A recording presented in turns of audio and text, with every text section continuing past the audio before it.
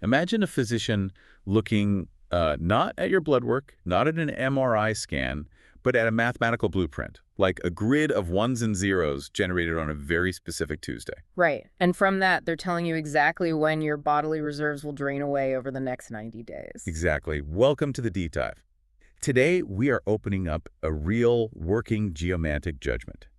We have a chart cast on a very specific date, August 17th, 2026. It's just a remarkable system to explore. And for the listener joining us, it's crucial to state our exact mission right at the top. Yeah, what's our focus today? The focus here is a health chart. It was cast to answer a single precise question, which is, what is the likely course of recovery for this patient over the next 3 months? Okay, so a very tight window. Yes, we are looking at a highly specific timeline, August 17 to November 17th, 2026. You know, when you cast a chart like this, your eye naturally wants to find the good news. Of course it does. But if you are used to mundane charts, maybe you look at global events, financial shifts, or even general natal astrology, you have to aggressively shift your perspective today. You really do. It's a completely different rule book. Right, because a health chart requires us to view every single house, every single symbol, through the specific lens of bodily vitality, illness, regimen, and treatment. Yes, we aren't looking at this patient's career trajectory. No, not at all. We are looking at their physical vessel. And that shift in perspective changes the definition of everything we look at. Just to give a brief primer for anyone who might be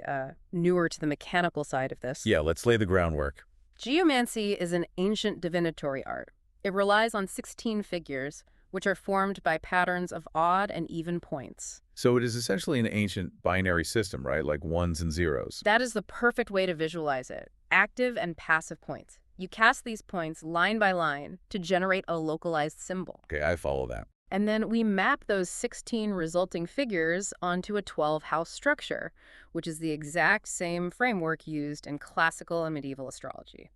But there are no planets, right? Exactly. Instead of planets moving through the sky, we have these Earth-based, mathematically generated figures sitting in the houses. You know, the way I approach reading a chart like this, especially a health chart, is to look at it as an architectural blueprint. Oh, I like that analogy. Yeah, think of it as the blueprint of the patient's immediate future. When you roll out a blueprint, you look for the structural load-bearing walls. Right, the anchors. Right. And in our geomantic chart, those are the angles. But a thorough inspection of a blueprint also reveals the hidden leaks, the stress points. The places where the foundation is settling in a way it absolutely shouldn't. Exactly. The illness is the stress on the building, and the patient's vitality is the integrity of the materials. Which means our analysis today has to be structural. We are evaluating load-bearing capacity here. Completely. And we should set the tone for this deep dive. It's analytical, it's careful, and it's grounded entirely in the data presented by the chart. Yes. We are not dealing in vague spiritual generalities today. Right. There is no room here for everything happens for a reason. None at all. This is a concrete analysis of a patient's stamina, the aggressiveness of a disease, and the efficacy of the medical intervention. So let's unroll this blueprint. I want to start with our first impressions. Where do your eyes go first? Well, when you step back and look at the macro view of this specific chart, the very first thing that jumps out is the clustering. The repetition. Yeah, there is a heavy repetition happening. And in a system of only 16 possible figures, seeing the same ones over and over tells me the chart is obsessively focused on a few key themes. Repetition in a binary system is a mathematical anomaly that it really demands attention. You have 16 possible outcomes for every house. Right. When the same outcomes keep hitting, you are looking at a localized environment that is locked into a highly concentrated energetic dynamic. Let's actually count them out so you can see what we mean. The figure populace, which translates to the people, representing multitude, passivity, and still water, appears 3 times. 3 times is significant. Yeah. Then we have Draconis, the dragon's head, representing accumulation and intake. That also appears 3 times. Okay, so lots of passivity and lots of gathering. Exactly. And on the flip side of that, we have Draconis, the dragon's tail, representing dispersal and release, appearing twice.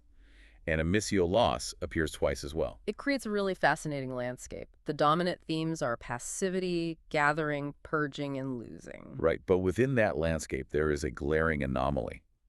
Out of 12 houses, there is only one unambiguously positive radiant figure in the entire chart. Just one. Just one. It is Fortuna Major, which means greater fortune. and it is sitting all by itself in house 11. It's like finding a single, perfectly intact steel beam in a building where all the other materials are compromised. Yeah, it stands out sharply. But when you identify the single bright spot, you must immediately identify the primary threat to understand the scale of the problem. So if Fortuna Major is the steel beam, we have to look for the fire. Exactly. And sitting directly in house 6, which in a health chart is the house of the illness itself, the pathogen, the disease process, is Rubeus. Rubeus, the red. If I remember my geomantic figures correctly, this is the most violent, agitated, fiery figure in the entire system. It absolutely is. It is the embodiment of fierce heat.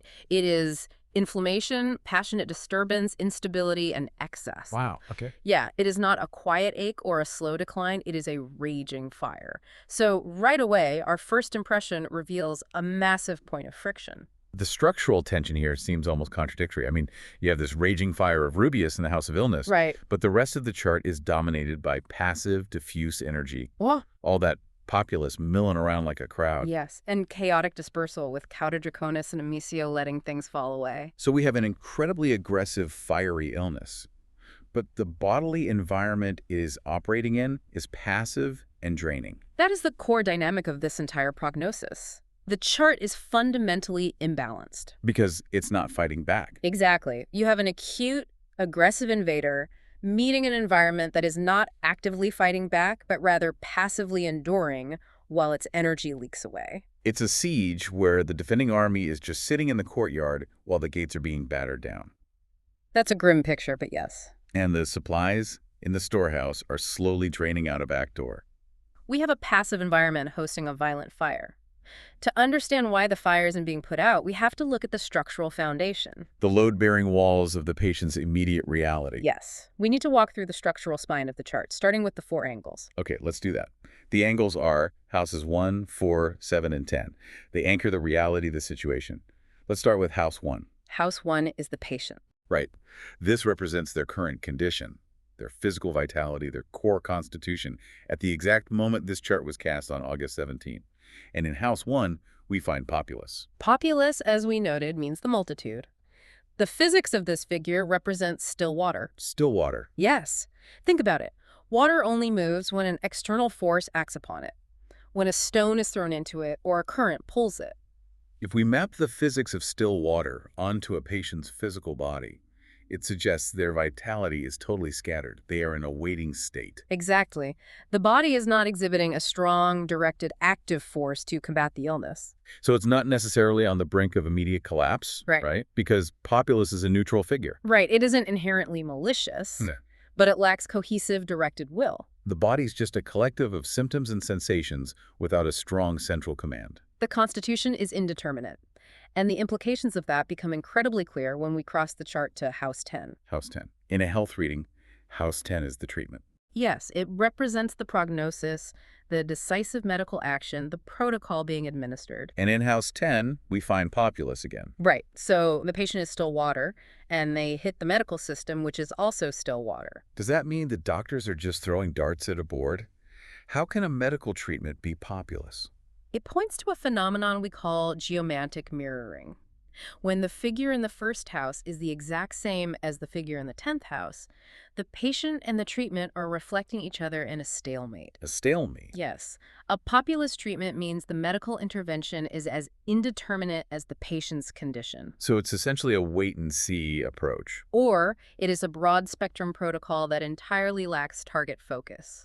Imagine throwing a crowd of generalized medications at a problem and waiting to see what works. Just hoping something sticks. Exactly. The prognosis is unclear. The trajectory is neither decisively improving nor decisively declining.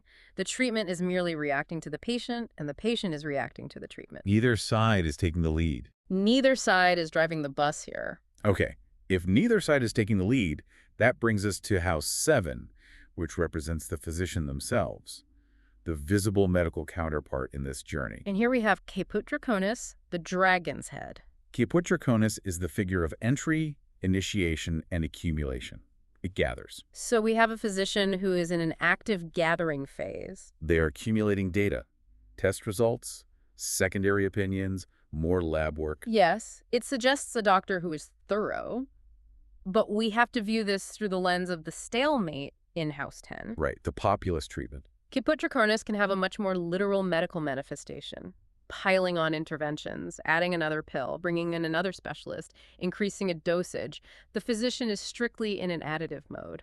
But because the treatment protocol in House 10 is populous, all that gathering by the physician in House 7 isn't translating into a sharply focused action plan. No, it's just adding more people to the crowd. They are gathering puzzle pieces, but they still don't know what picture they're trying to build. Which leads us to the final load-bearing wall, House 4. The foundation, the underlying root cause, and ultimately the ending of the matter. And here we find emissio, loss. That is a sobering signal to find at the foundation of a chart. Emissio means release, depletion, letting things fall away. It is the loss of what cannot be held. Finding it in the 4th house indicates that the foundational reality of this entire 3-month period involves diminishment. It sets a baseline tone that this is not a period of building up. It is a period of losing ground. It forces us to acknowledge the gravity of the timeline, but to understand exactly what is being lost, we have to step off the angles and move into the battleground of the chart. Right. We need to look directly at the illness and the physical resources available to fight it. We touched on House 6 earlier. The illness itself. Rubeus, the red. You called it fierce heat. In a health chart, House 6 governs the disease process, the symptoms, the daily regimen forced upon the patient by the sickness. Rubeus here is alarming. This illness is not a slow, cold, chronic fading. It is acute. It is inflammatory. Like a fever. Yes, it involves violent movement within the body. A raging fever. A hyperactive immune response that is damaging tissue. Or sudden, sharp flare-ups. I want to connect this back to what we saw in House 1. If House 1, the patient's constitution, is populous, and House 6, the illness, is rubeus, we are looking at a very modern psychosomatic dynamic. How do you mean? Well, think about how a diffuse, indeterminate state of mind actively creates an environment where acute inflammation thrives. Because there is no directed central nervous system response telling the body to regulate itself, the fire of the illness just burns through the still water unchecked. Oh, that's a brilliant way to phrase it. That asymmetrical warfare inside the physical vessel is exactly what the geometry of this chart described. The body is not mounting an equally fierce targeted counterattack. No, it is merely hosting the fire. To fight a fire, you need resources. You need water pressure, you need stamina, you need fuel to keep the defending body going. And that brings us to House 2. In a health chart, House 2 isn't your bank account, right? No, it is your physical reserves, your stamina, the material support keeping your cells functioning. And here we find Cauda Draconis. The dragon's tail. Where the head in House 7 gathers, the tail in House 2 purges, exits, and releases. The patient's bodily reserves are actively draining out. It is a leak in the tank. The energy required to simply exist, let alone fight an inflammatory illness, is exiting the system. Material support for recovery is slipping away. Clinically, what does that look like? It could manifest as rapid weight loss, an inability to absorb nutrients from food, or just a profound exhaustion where sleep completely fails to restore energy. Let's go back to our architectural blueprint analogy. It's like realizing the fate of the building relies entirely on the fire suppression system, and then looking at the blueprint and seeing a massive, unrepairable rupture in the main water line. Yes.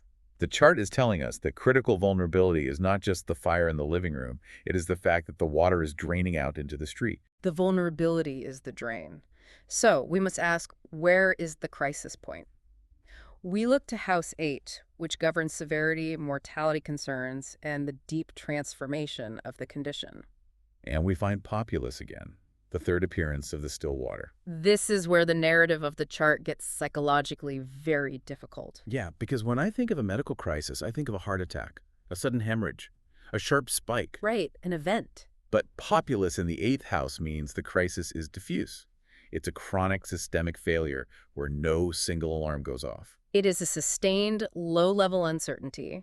A scattered crisis is agonizing for both the patient and the family. Because there's no turning point. Exactly. It means the transformation of the patient's condition doesn't offer a clean moment where a doctor can walk into the room and say, we are out of the woods. It is a murky, ongoing risk. Every day feels uncertain, but no single day announces itself as the climax of the battle. If the core reality is a passive patient, an indeterminate treatment, an aggressive illness, draining stamina, and a diffuse crisis, we need to look at the surroundings to see how the patient is interacting with their environment.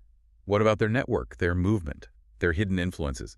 Let's look at houses 3 and 9. House 3 governs short-term movement, local appointments, and daily communication.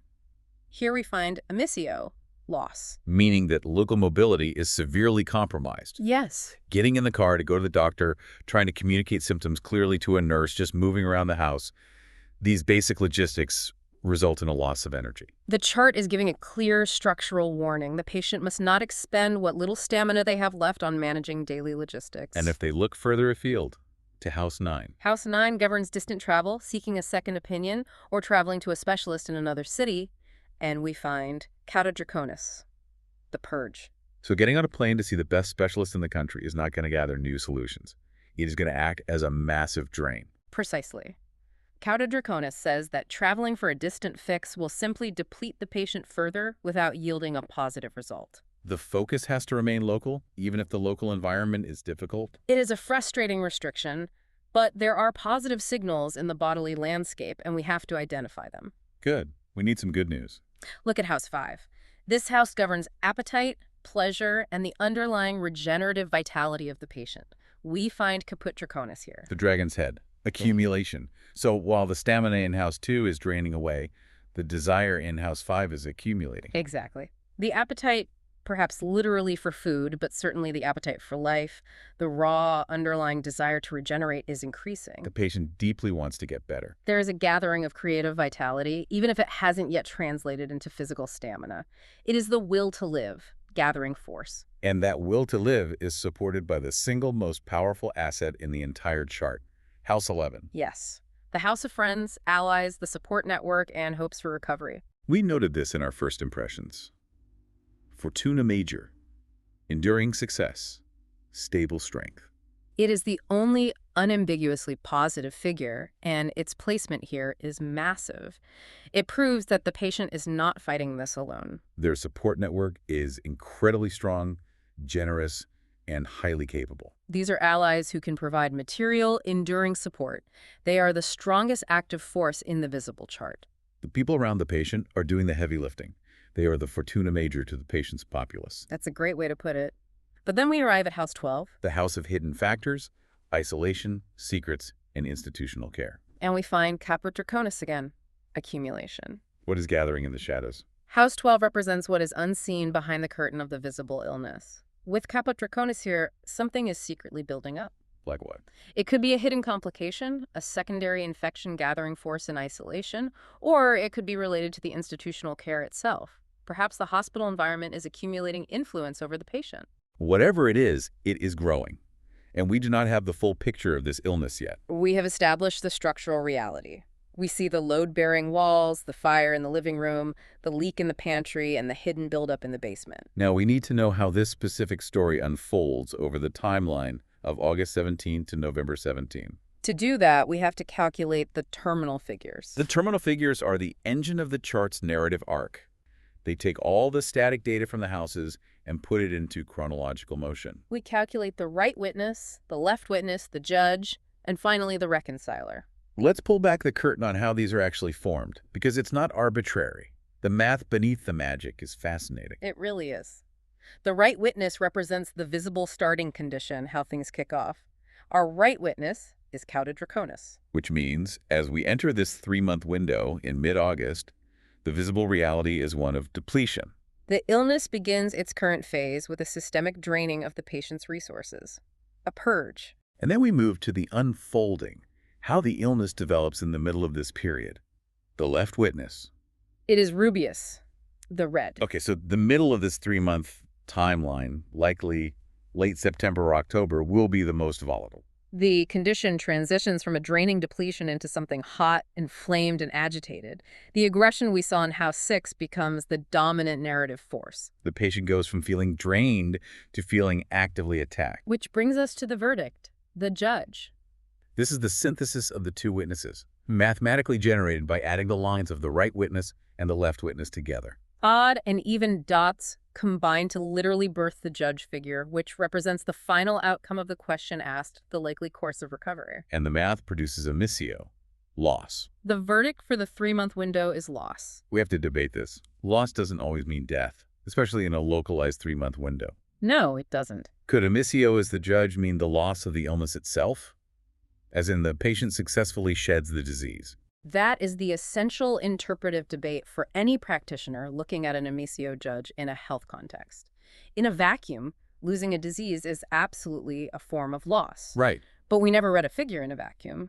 We read it within the structural physics of the chart we just walked through. Right. So if the patient had a fiercely strong, dignified figure in house 1 and a powerful conquering figure in house 10 for the treatment, we might read emissio as the forceful, victorious eviction of the illness. Precisely. But what is our reality? The patient is populous, passive, The resources in House 2 are cauda draconis, actively draining. and the treatment in house 10 is populous, indeterminate. Because the entire bodily system is weak and depleted, emissio here almost certainly means a loss of previous health or vitality that is not fully recovered within the timeline. The patient loses ground. They may survive the acute rubeus phase in the middle, but they do not bounce back to their pre-August state by November 17th.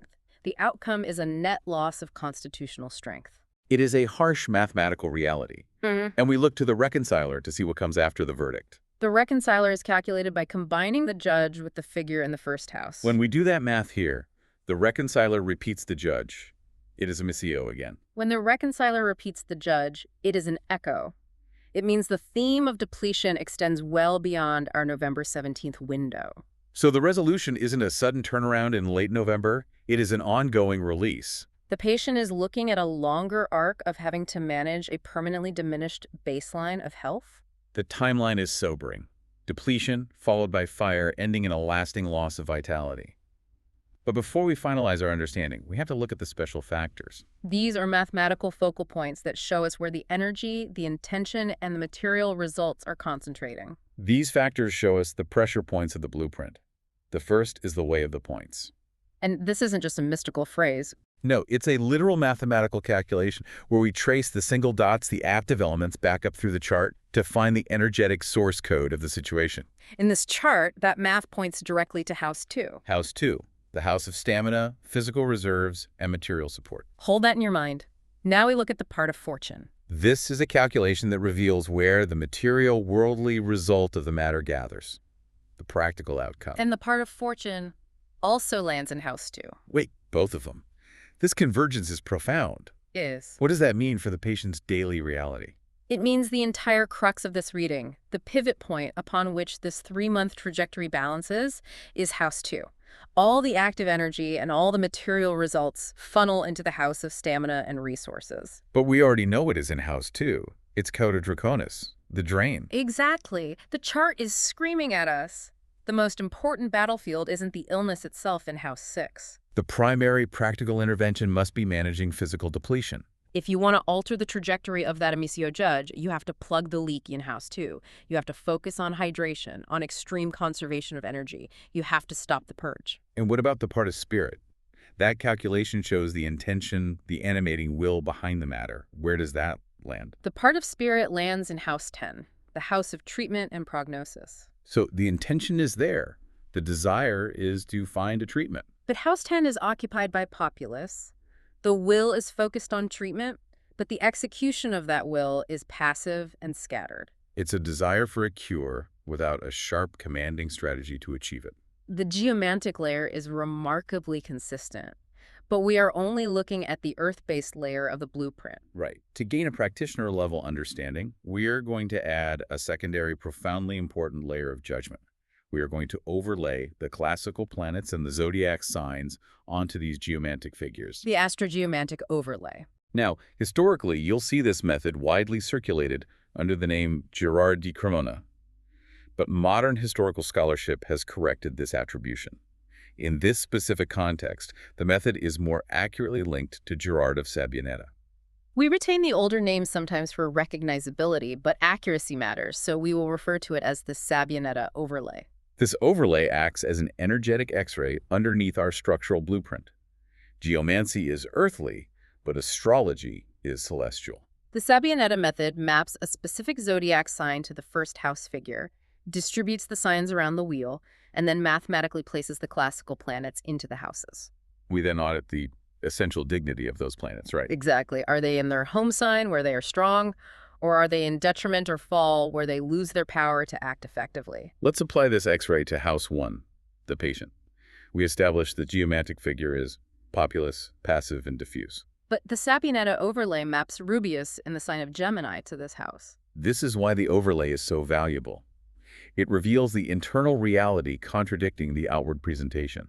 The geomantic testimony says the patient is passive, like still water. But the overlay places Rubeus that fierce, violent heat in Gemini. And Gemini is a sign of nervous, dualistic, communicative energy. Exactly. It's like looking at a computer running a blank screensaver. On the monitor, it looks totally passive. That's populous. But if you open the task manager, the CPU is running at 100% capacity and the machine is overheating. That's the hidden Rubeus in Gemini. That analogy is perfect. The patient presents as passive, physically exhausted and still. But underneath, on a cellular or central nervous system level, there is unacknowledged agitation. There is a hidden nervous fire. The patient is internally wired and inflamed, even if they appear outwardly compliant. No wonder their stamina is draining so rapidly in House 2. Their internal CPU is melting down. It is exhausting them. Speaking of system failures, let's look at the debilities in this overlay. Where are the planets mathematically weakest? We look to House 3 and House 10. The planets here are severely compromised. In House 3, the house of local movement and communication, we already have the geomantic figure, Amicio. Loss. The overlay places the planet Saturn in the sign of Leo in this house. Saturn is the planet of structure, boundary, endurance, and restriction. Saturn's home signs, its domiciles, are Capricorn and Aquarius. When Saturn is placed in Leo, it is in detriment. What does that look like practically? Imagine putting a master ice sculptor in a blazing forge. The sculptor still has all their skills, but the environment completely destroys their ability to use them. That is a planet in detriment. So Saturn in Leo is structurally malfunctioning. Placed in House 3, it compounds the loss of mobility we saw with Amicio. Yes. The patient's ability to navigate their daily life, to handle short trips to the clinic, to effectively communicate their physical boundaries is doubly blocked. There is a heavy restrictive burden on their daily logistics. And the debility is far more dangerous in House 10, the house of treatment, prognosis, and medical authority. Geomantically, we have populous, the passive stalemate. The overlay places 2 planets here, Mercury and Mars, both in the sign of Pisces. Mars in Pisces lacks sharp focus, but Mercury in Pisces is the most severely afflicted planet in this entire chart. Why? Mercury is the planet of the mind, of rational analysis, distinction, and diagnosis. Its detriment is in Pisces. Okay, so it's struggling. Furthermore, Mercury's fall, its point of maximum depression, where it completely loses its essential power, is also in Pisces. Mercury here is in double debility, detriment and fall. Wait, so if Mercury's in double debility here, it sounds to me like the doctors are actively misdiagnosing the patient, or at least they are totally overwhelmed by the data. Is that what fall means in this context? That is exactly what it means. The planet of diagnosis has drowned in the boundless, unstructured ocean of Pisces. Oh, wow. The analytical capacity to manage the illness is profoundly impaired. The doctors are overwhelmed by data they cannot categorize, which perfectly explains why they are just piling on interventions with Capricornus in House 7. The sharp diagnostic scalpel of Mercury has turned to rubber. That is terrifying for a patient looking for a cure.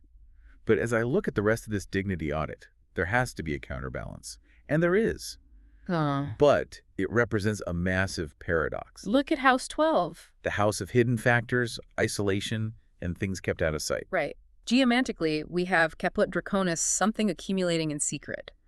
The overlay places Venus in Taurus in House 12. Venus in Taurus is in domicile. It is in its own home. It is perfectly comfortable, strong, resourced, and powerful. It is the only planet in the entire chart with major dignity. It's incredibly strong. But I have to push back on the utility of this. How does a patient access the strongest thing in their chart if it's locked in House 12? It is difficult. It's the house of isolation. How do you use the best tool in your kit if someone has hidden it in the basement? This is the most profound tension in the reading, and it is the key to managing the prognosis. The greatest resource this patient has, a deep bodily endurance, a capacity for physical comfort and material resilience, ruled by Venus in earthy Taurus, is concealed. It hasn't been brought into the visible recovery plan. Because the doctors, with their debilitated Mercury, can't measure it on a chart, partially. And because the patient, feeling scattered by populace and internally overheated by Rubeus and Gemini, doesn't realize they have this deep well of endurance to draw upon. The Caput Draconis in House 12 told us something was secretly gathering. Now, the Sabinetta overlay reveals what it is: a profound hidden resilience. The actionable leverage for the Allies in House 11 is to find a way to access that Venus. How do you practically draw that out of the basement? You focus on Taurian things in a quiet, isolated environment. You bring profound physical comfort into the sick room. Like good food. Yes. High quality, dense nutrition, physical stability, gentle, grounding routines. You stop relying on the debilitated mercury of complex medical analysis, which is failing, and start relying on the dignified Venus of fundamental bodily comfort. Let's pull all of these threads together. We need to synthesize everything we've unpacked into a unified reading, a final verdict for this 3-month window. Based on a rigorous structural analysis, the visible trajectory over the next 3 months does not point to a clean, definitive cure. No, it doesn't. We have an aggressive inflammatory illness Rubeus in House 6 meeting a patient whose visible vitality is passive and diffuse populace in House 1. And crucially, the patient's physical stamina house 2 is actively draining away with Cauda draconis. This is confirmed by the terminal sequence. It begins with visible depletion, unfolds into an acute volatile middle phase, and judges the outcome as a missio, a lasting loss of previous vitality that extends beyond our 3-month window. But we have to distinguish the visible from the hidden. We do. The visible arc is depletion and passive endurance against an active threat. The treatment plan is hampered by a severely debilitated diagnostic capacity, Mercury in Pisces. But the hidden arc reveals that beneath the passive surface, the patient has an unacknowledged nervous fire Rubeus in Gemini. And, most importantly, they possess a concealed well of endurance Venus in Taurus in House 12. So what is the actionable leverage? If you were looking at this geomantic blueprint, what do you do with this information? You recognize that the chart warns against expecting a quick medical fix. Therefore, the entire battle must be fought in House 2. You must fiercely protect the patient's nutritional reserves, their hydration, their sleep. You stop the bleeding of resources, you minimize draining travel and frustrating logistical communication. And you lean heavily on the bright spots.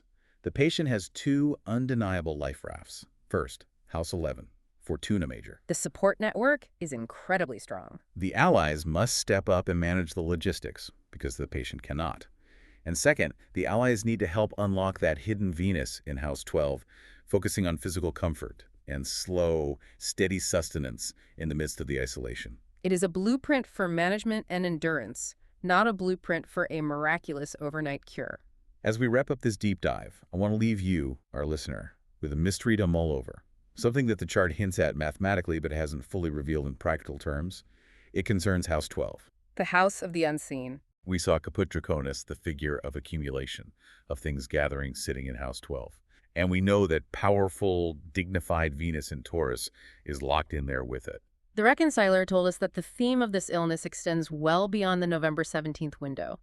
The story isn't over when the 3 months are up.